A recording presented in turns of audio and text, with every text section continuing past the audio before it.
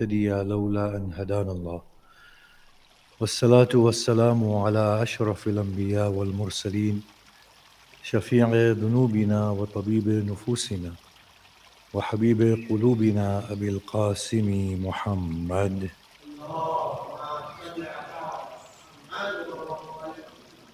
وآله الطيبين الطاهرين المعصومين وأصحابه المنتجبين ومن تبعهم بإحسان إلى قيام يوم الدين. بسم الله الرحمن الرحيم. رب اشرح لي صدري ويسر لي أمري واحلل عقدة من لساني يفقه قولي. أما بعد، السلام عليكم جميعا ورحمة الله وبركاته. Bismillah ar-Rahman ar-Rahim. As a point of clarity, I speak here committed to God and to humanity. A person whose allegiance is with God and humanity primarily before his allegiance to any religion or ethnicity or nation and nationality. And in fact, as we have all journeyed together, most of us, we have been able to relinquish our biases, be they ethnic biases or religious. And we thank Allah for this, for freeing our hearts from becoming unjust based on what we believe against others. And indeed, the Quranic message is, be just even if it is against your own kin, which also implies speak the truth no matter what the consequences are. For those of you who know me, you know that I've never hesitated in criticizing the Shia sect when they have been unjust to the Sunnis. And I have never hesitated in criticizing the Muslims for their injustices against the non-Muslims, just as I've never hesitated in commending the Shias for the good work that they have done and the Sunnis for the good work that they have done and the non-Muslims for the good work that they have done. The whole idea of our human existence here is to relieve ourselves of prejudices and biases, to become absolved of these bodily limitations, become fine spiritual beings, and reascend to Allah subhanahu wa ta'ala. And whilst on this earth, we learn through the message of the Quran that humanity is one reality. It has a singular origin, it has a singular purpose, and it has a singular return from God, to God, through God. The Quran condones other religions and asks them to come together in peace and harmony. That is the default position of humanity, and that is the scriptural default position of Islam, that we are one humanity.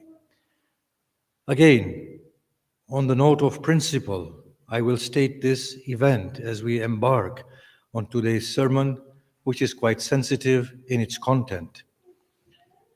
Either prior or after the arbitration that happened at Siffin, Muawiyah's forces attacked some of the villages under Imam Ali's control during his caliphate.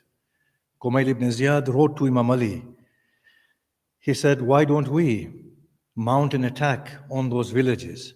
Imam Ali responds in a very stern tone, Kumail, I cannot imagine that you would even propose such a thing to me. The perpetrators of the crime have long gone and fled, and you are saying to me that we justify killing innocent people in their stead? This is the position of the great man Imam Ali. That wrong is wrong, no matter who commits it. And the noblest principle that he adhered by, in line with the teachings of his blessed brother, the Prophet of Allah, was that means cannot be justified through ends. We cannot value our well-being or our lives beyond the truth and justice. You see, I will enjoy another few years of this life, and then my return is to my God. Even if I'm not afraid of the chastisement and accountability, I have a sense of dignity. The embarrassment before God and His Messenger is far greater than any scorching fire that might consume my body. Live like a free man, said Hussein. It is sufficient for you, the humility that you call yourselves free man and your noses are rubbed upon the dust of humiliation, with the dust of humiliation. Be free man, talk freely, talk justly. And know that a free man does not talk on behalf of a religion or on behalf of nation or behalf of their clans and their ethnicities and for their petty gains. Free men talk with the light of God for the sake of humanity, for the sake of their responsibility in front of Allah subhanahu wa ta'ala. We are seeing, it is coming to view, a very tragic story unfolding amongst humanity as we watch. Our hands are tied. We are unable to respond or to do anything. The hearts break, they burn. At points, we are unable to see.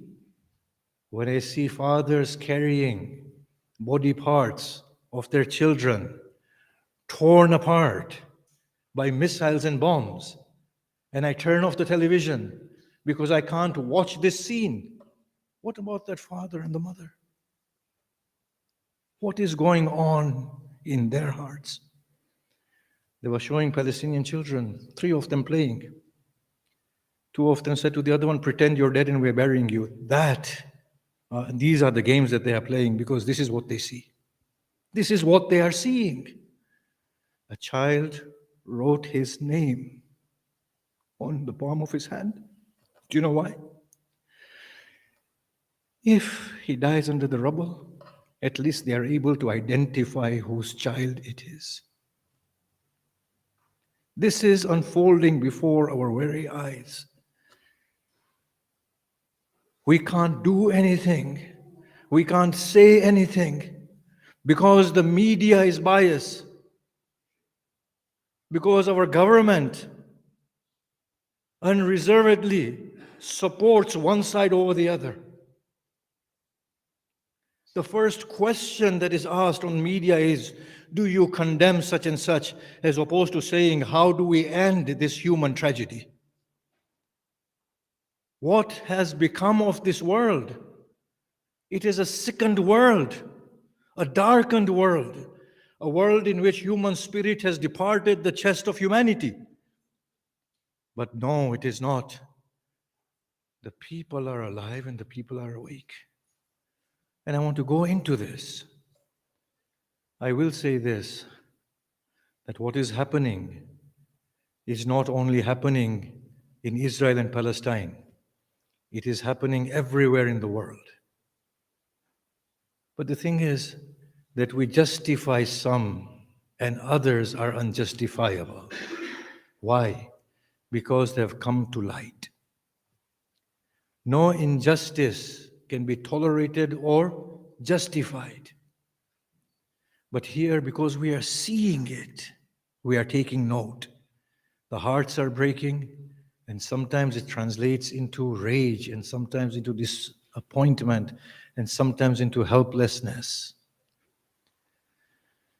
Now, if you look at the state of Gaza, they are being butchered. Little children, women and men, they are being killed. And I thought to myself a few days ago, I said, remember, if my children come late 5 minutes from school, how perturbed I became. I used to become, and I still do, when I don't hear from them. And I call them on their phones. I go out looking for them if they're late 5 minutes. And here are parents whose children, if they don't show up, they read Fatiha, saying, oh Allah, if you have taken them, then in your mercy do I give them. That state and this state.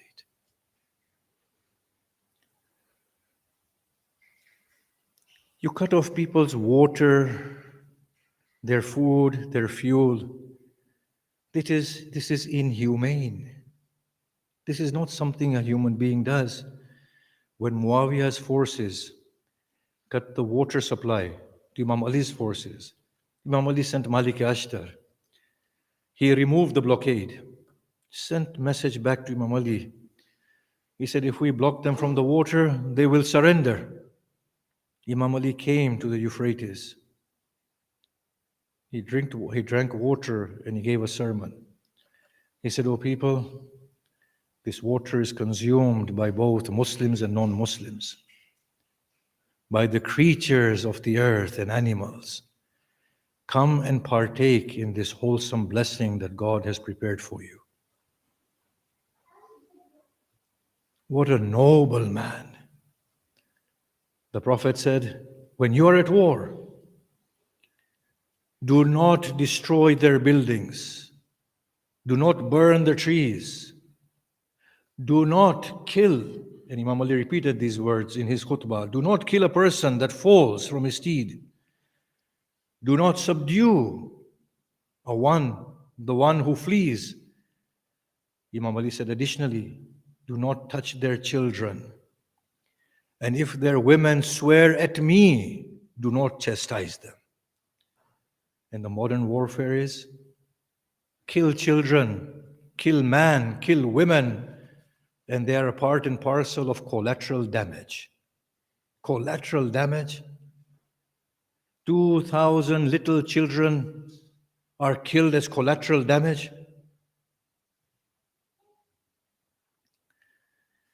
You see, the frustration is even deeper with the coercion that is there.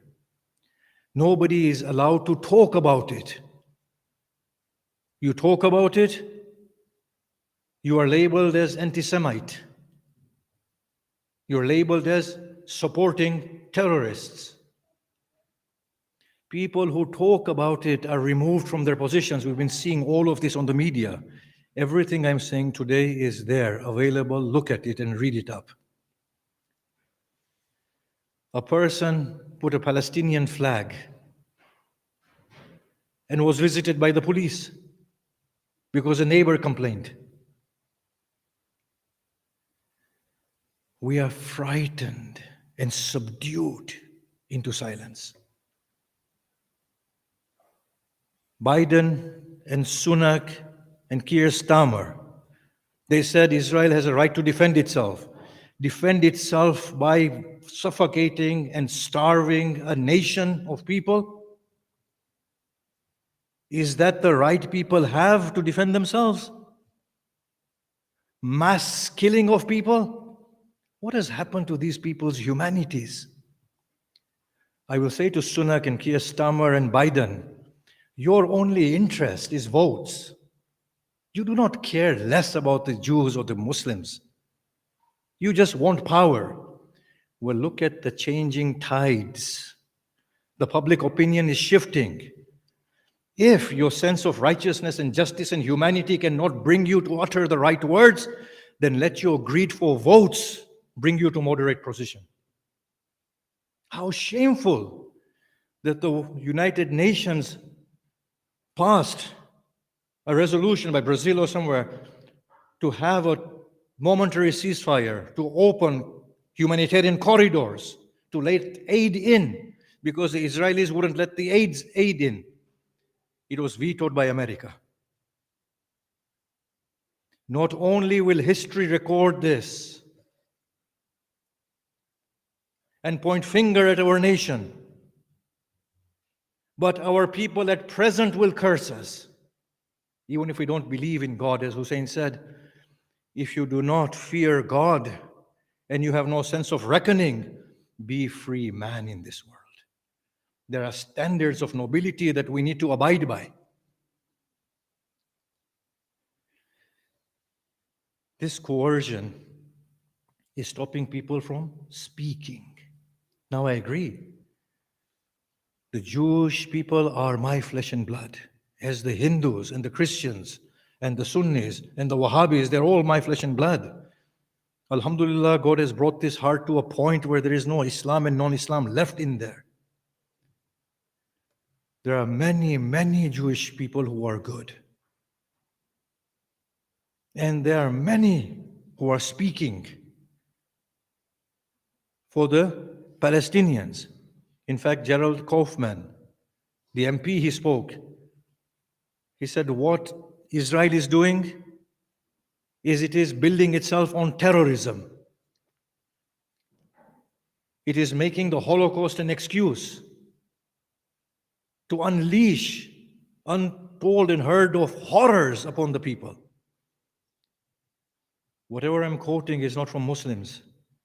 It is a concentration camp, they say. It is an open-air prison, they say. All routes are cut from Gaza and to Gaza. When the media asks, do you condemn Hamas? The Jewish person he was interviewing, you can see the fine hearts. He said, look, I use the word terrorism consistently, not like you people. If I say Hamas is responsible for a terrorist act, then I also say that Israelis are responsible for continued terrorism. When the United Nations Secretary General said that what Hamas has done, and I said, Imam Ali said, two wrongs don't make a right. So I'm saying whatever Hamas did is unjust and it's wrong. And I do not support anyone who does wrong and unjust. If you listen to the Palestinians, they'll say, look, just like the Israelis said, look, the Zionist government does not represent us. And the Palestinian people say that, look, for the most part, PLO and Hamas have not represented us, but what choice do we have? When the United Nations Secretary General said that Hamas's action is not in a vacuum, the Israeli spokesman said he needs to resign immediately. You can't bully people and coerce them into silence.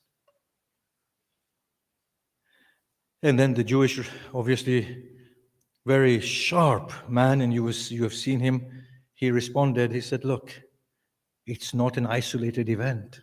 Look back at the history of Israel and please go and educate ourselves.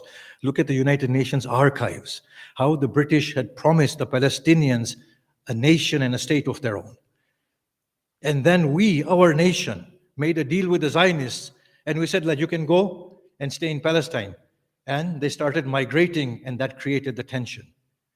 And then the two-state solution given by United Nations, Israel was created and you saw the Nakba, the catastrophe, killings and expulsions of Palestinian people from their lands. United Nations passed a resolution that the refugees be allowed to re-enter and restitution be provided for them, the displaced and dispossessed people. How long has it been? From 47, 48 till now. Piers Morgan asked Sami Yusuf, was he? Basim Yusuf. He said, do you agree that what Hamas did was bad? He said, I'm not a Hamas spokesman, but yes, whatever they did was wrong. But he said, now, if Hamas is Israel's problem and they get rid of Hamas, what about the West Bank? The Israelis have occupied the West Bank. The settlers are killing little children. The security forces are killing young men. There is no Hamas there. You have peace with them. How can you justify these actions?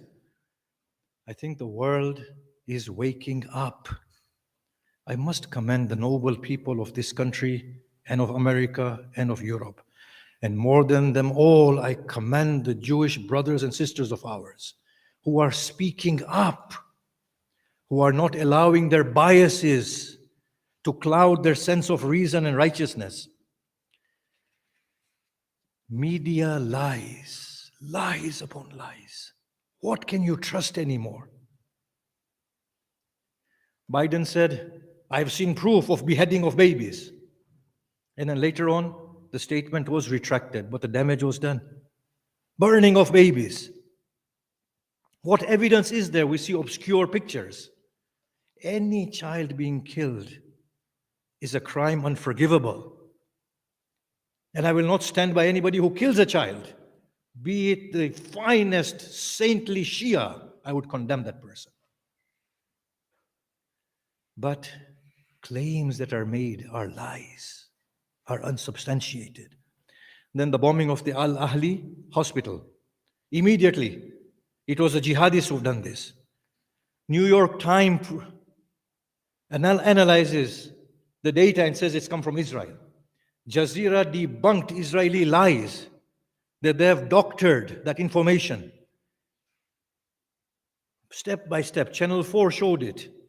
But what? The media has already instilled it in the minds of the people that the jihadists were responsible. And look at the attitude that the extremists have in Israel. They feel a sense of entitlement to that land. They feel they are the victims. And they feel that the Palestinians are not human. Kill these animals, they have said, and you've read this, and you've seen this. Kill the mothers before they give birth to snakes. You have heard this. And now she is in office. The Torah says, kill their children. The best deed is to smash the head of a baby or an infant against a rock. These are the theologies. And I'm going to talk about it in a little while, if time permits. With that, you can see the sort of hatred that they have. You see, the problem is not complex. One side is an occupier, the other side is occupied.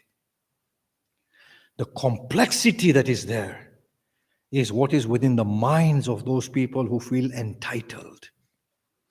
The complexities are created by the external powers who have vested interest in the region. I will give a message to my fellow Jewish brothers and Muslim brothers in that region. The external powers are not sympathetic to you at all. Had they been sympathetic to you, they would shed tears of blood at your plight.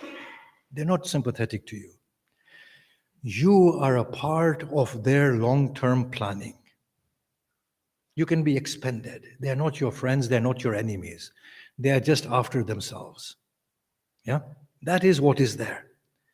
If you knew what was right, you people who are there, you would know that the only solution is a peaceful solution.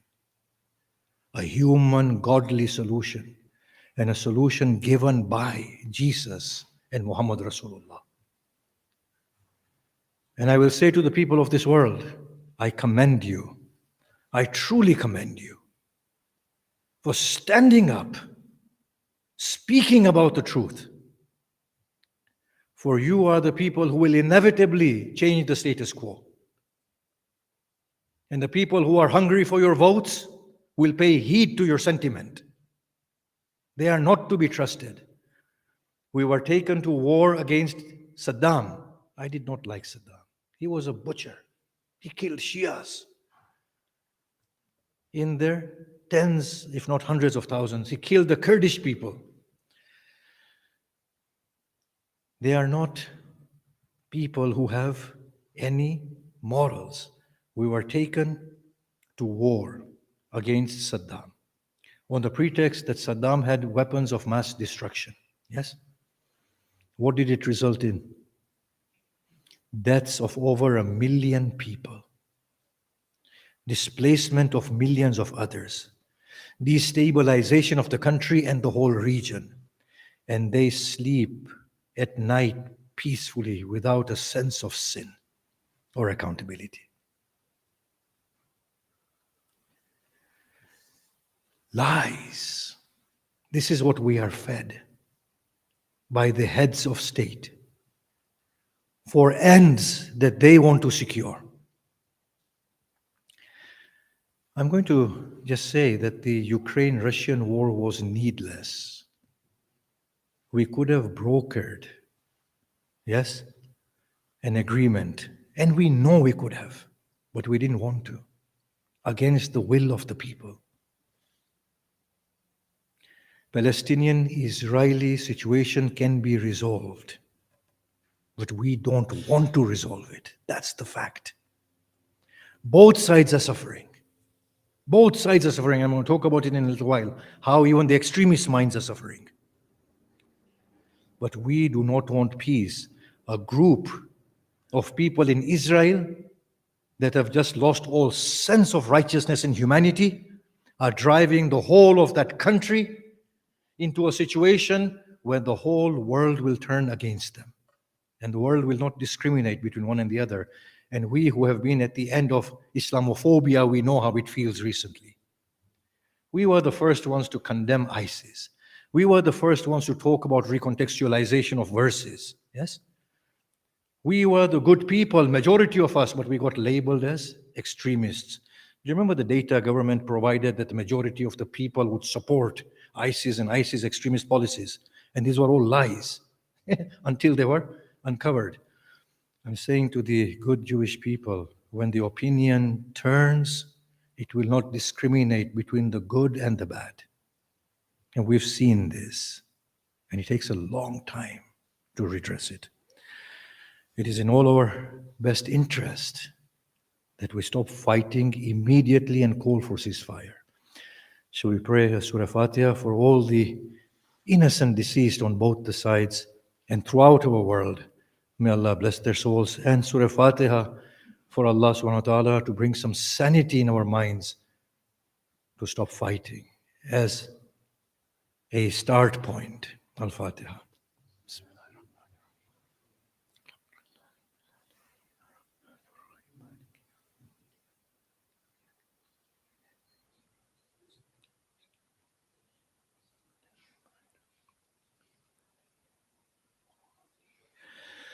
بسم الله الرحمن الرحيم والعصر إن الإنسان لفي خسر إلا الذين آمنوا وعملوا الصالحات وتواصوا بالحق وتواصوا بالصبر.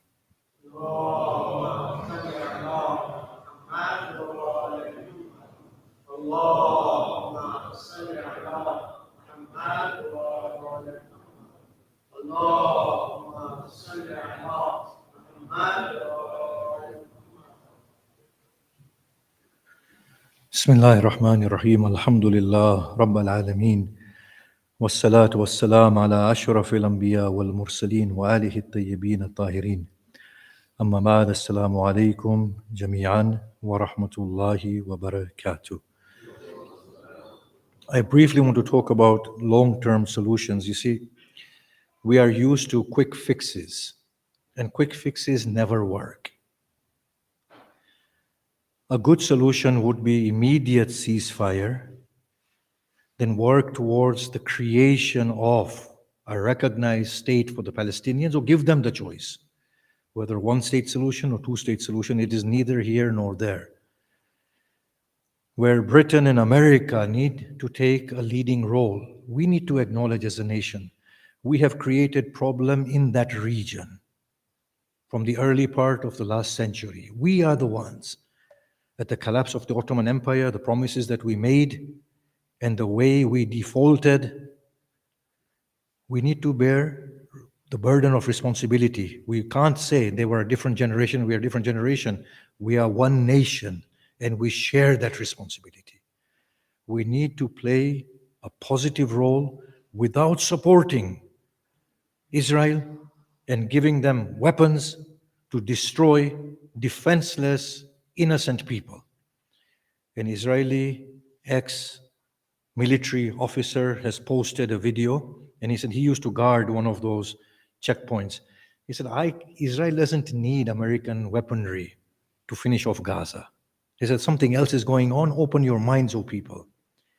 He said, and how did Hamas just get in for 7 hours without being noticed? He said, look, there's something else going on. Become righteous now. Admit we've created a great mess on all sides and be sympathetic to that region. And I will ask also the Arab states and the Muslim states, at this point in time, we need to think of the people that are affected in that region.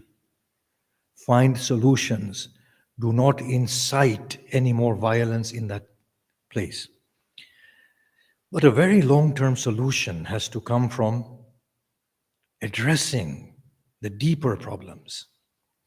You see, humanity has to awaken to its common, shared feature of humanity. beyond race, ethnicity, and religion. We are from the same parent, Adam and Eve. At least the Abrahamic faiths concur on this. In essence, we are one people. We need to awaken to this. And we need to know that a most befitting state for human existence is one of existing on the basis of our common values, on a state of inner virtue, peaceful, harmonious coexistence.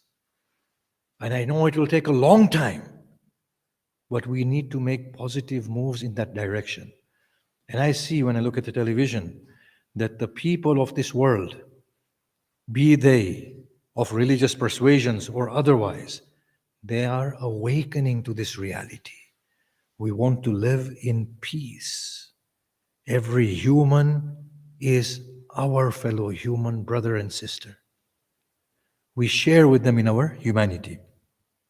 But this also requires for us to look within ourselves. Chastising the Jewish people is wrong. And I know, and I've grown up with anti-Jewish sentiments, and I know this. When I was at school, I remember the whites, the blacks, the browns, how anti-Semite we used to be, and the sort of jokes we used to make against the Jewish people. I'm not going to deny that. That is wrong. It's terribly wrong. To terrorize them, to frighten them is wrong. It cannot be justified by saying that, well, they're doing the same to the Palestinians. It's wrong is wrong, Imam Ali said. Remember this. Imam Ali said, Kumail, the perpetrators have long gone. And you're asking me, Ali, to sanction an act that will affect innocent people who are not guilty of the crime? That is the noble sentiment by which we need to exist. I want to talk about something a bit sensitive. If you look at the Jewish people, you see them in the pangs of slavery at the time of the Pharaoh. You see them being banished by the Christians from Jerusalem. You see them being persecuted in Europe for centuries, right? Earlier on, in the beginning of the last century in America, look at their state, the poverty in which they used to live in. They have been through a lot. And to top it all off, there was the Holocaust. The amazing thing is that the Muslims were not responsible for any of these things. At the conquest of Jerusalem, the Muslims asked the Jewish community to come back. Muslims, Christians, and Jews lived side by side. Look at the writings of the Jewish and the Christian people. They said, the state created by Muslim in Jerusalem is better than the one created by the Christians or the Jews. And they allowed peaceful, harmonious coexistence under the instructions of the Quran and the conduct of the Prophet.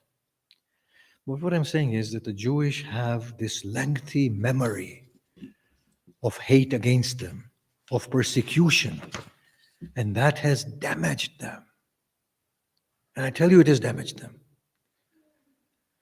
And we need to look at that sympathetically. On Netflix, I was watching a show, and they asked a young Jewish woman, would you feel any remorse at the death of a Palestinian child or a baby? And she said, no. I commend her for being honest. My heart broke. She was carrying her own children. But she said, no, they're worthy of being killed. Yeah. I listened to interviews with Jews. We will have to move out of UK and Europe as we were chased away before. They're feeling frightened.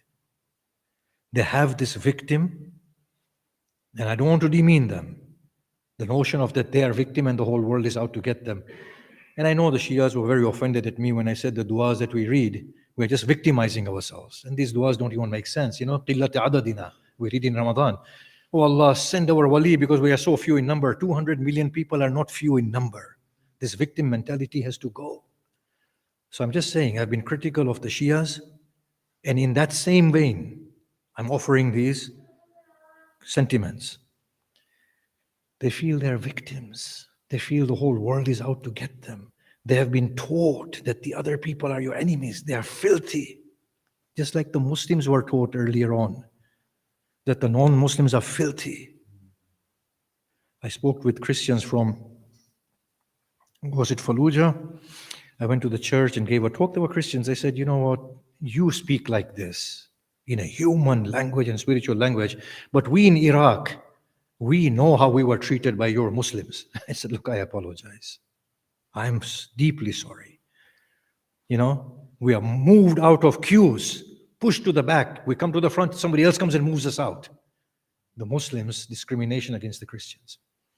Just they are suffering the way many other communities have suffered, like Hindu nationalism.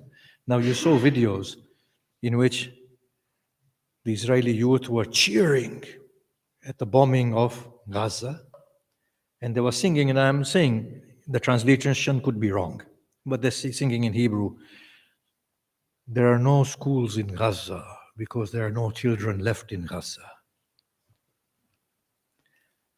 There is a deep, deep problem inside there. There is a deep problem inside there. We have to recognize that. That needs to be healed. If you really want a very, very long-term solution, and the rightest solution is to heal these wounds, to tell them, no, the world does not hate you, and to educate the world and to say, just as the Muslims had ISIS, did not make the 2 billion Muslims villains, similarly, historically, the Jewish people may have people who are unrighteous and godless and demonic. But by that, we can't take them to the gas chambers. It's horrific. Have you seen the history? Read it, how they were killed and persecuted. That is wrong. So these wounds need to heal. And the Jewish people need to do 2 further things. They need to contextualize their texts, kill babies and get rid of Philistines and butcher them and slaughter them. These are not from God. Some other entity has been revealing them. And even if it is from God, then it's contextual. Get rid of these texts. Just as I've been asking the Muslims, contextualize your religious texts. Some of them are not from God at all. Some other agency is speaking, but it was befitting for that context.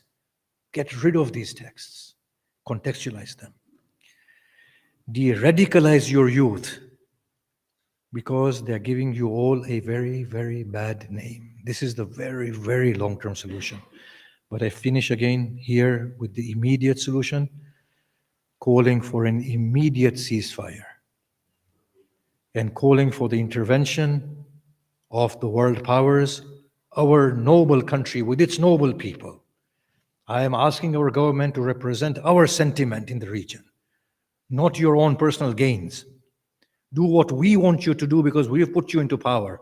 Our Prime Minister and the shadow Prime Minister, go there and negotiate peace through the United Nations.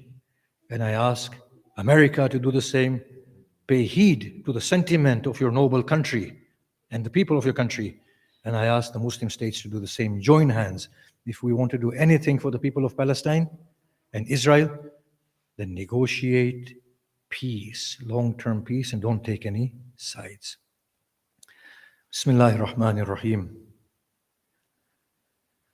Alhamdulillah Rabbil Alameen. Wassalatu wassalam ala ashrafil anbiya wal mursaleen wa alihi at-tayyibin at-tahirin. Allahumma salli wa sallim ala Muhammadin al-Mustafa wa ala aliyin al-Murtada وعلى فاطمة الزهراء وعلى الحسن المجتبى والحسين الشهيد بكربلاء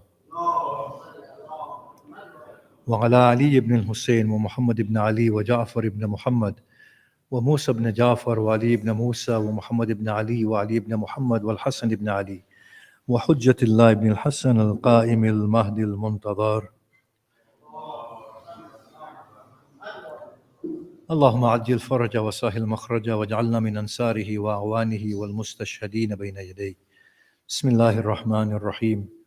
قل هو الله أحد الله الصمد لم يلد ولم يولد ولم يكن له كفوا أحد